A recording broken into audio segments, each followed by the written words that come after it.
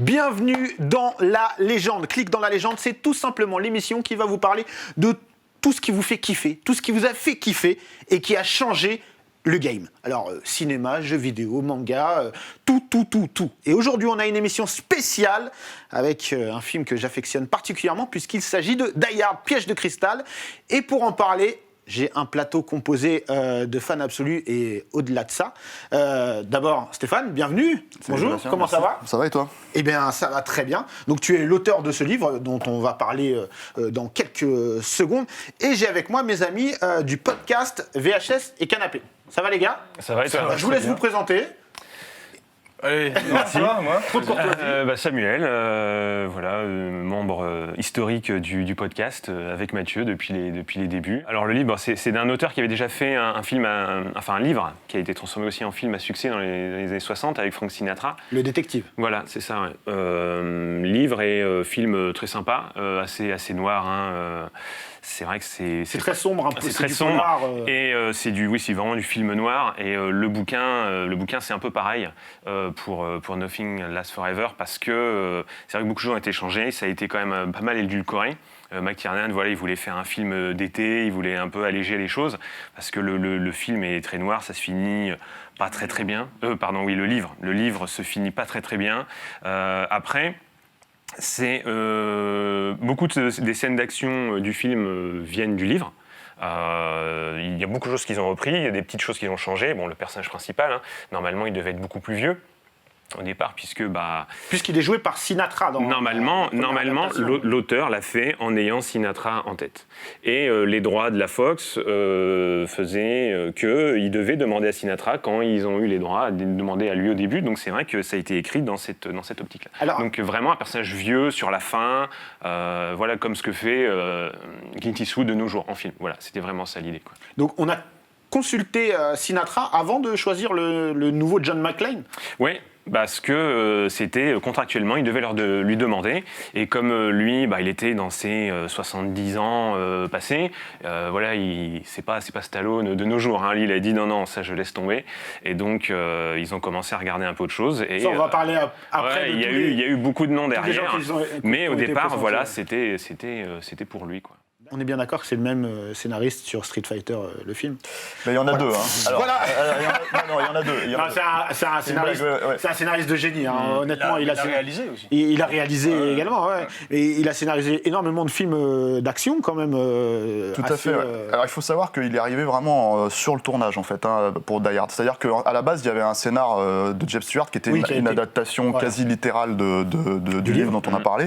Et ce qui convenait pas à McTiernan. Et McTiernan a voulu très rapidement changer et rajouter en fait l'aspect braquage qui est dans le film en fait, qui pour lui était plus fun et plus amusant à traiter. Alléger un peu moins de terroristes, vraiment. Oui, c'était ça, c'était les terroristes, ils pensaient que c'était anxiogène en soi.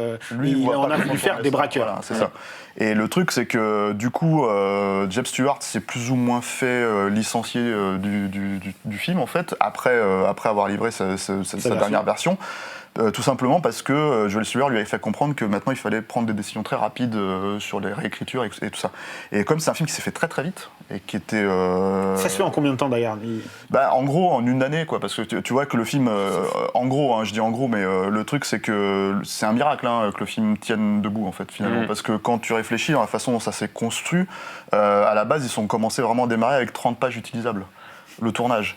Et du coup, t'as Steven de Souza qui était sur le plateau tout le temps, qui écrivait avec Bruce Willis en fait les lignes de dialogue, donc toutes les punchlines qu'on connaît, c'était à même le plateau. La rencontre, par exemple, Gruber et McClane, elle n'était pas du tout écrite.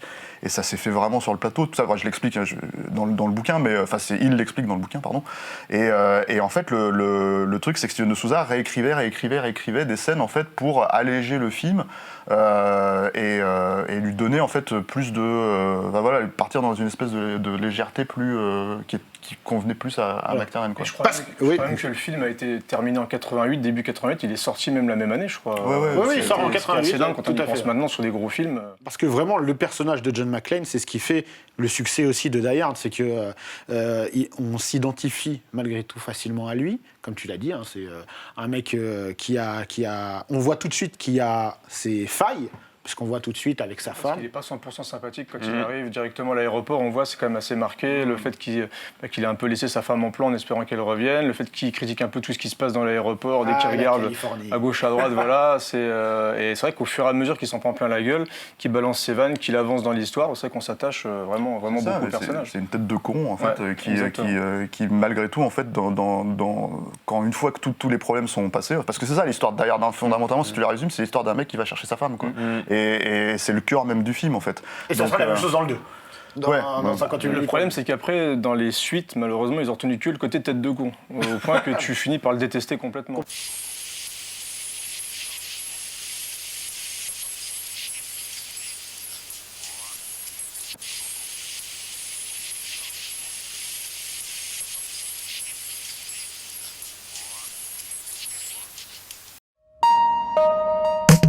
Click Sport, c'est toutes les semaines sur Click TV, c'est votre nouveau rendez-vous où chaque semaine, on vous propose de vous raconter ou de vous faire découvrir une légende du sport. Moi, j'ai plutôt vu ça comme, je sais pas, clic-clac, je sais pas. Et nous voilà en compagnie de notre invité toute la semaine, Kobalade. Bienvenue, c'est ta première télé ? Eh bah bienvenue, c'est chez nous, chez Click. Clic-clac. Moi, c'est la première interview que j'ai faite, c'est avec toi.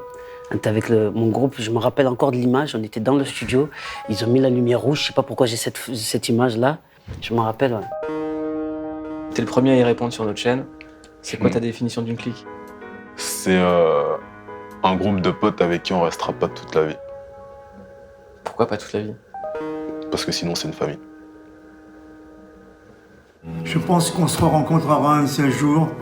À bientôt, James, et bon courage. Oh, that's incredible. That's sweet. You know, it's just like you, he never talks. Bienvenue pour la première de Parle-moi. Dans Parle-moi, on va parler littérature, mais pas de livre, puisqu'il paraît qu'aujourd'hui on ne lit plus. Donc à défaut d'un livre, on va parler d'une page. Chaque semaine, on va recevoir des gens qu'on trouve inspirants, qui vont venir partager leur expérience sur un sujet qui touche tout le monde. Et la première qui arrive, c'est la confiance en soi. Et ça se voit, on est au top. Que suis-je ? Je suis chinois. J'ai des cheveux un peu bizarres. Je suis un peu chelou, d'une façon générale, je suis chelou. Mais j'ai un talent de ouf ! Je suis Bounaïmin et j'arrive sur Click TV.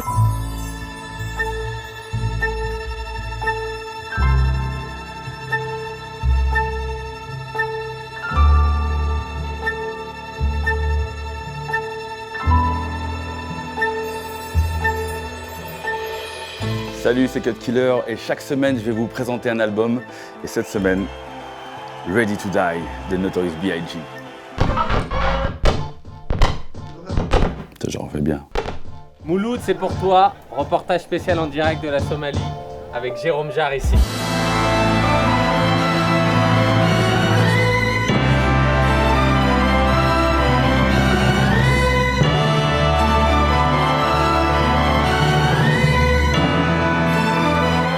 Là exactement, on est en direct de Cox's Bazar au Bangladesh, plus précisément dans le camp des Rohingyas, pour faire quelques jours en immersion à la rencontre de ce peuple.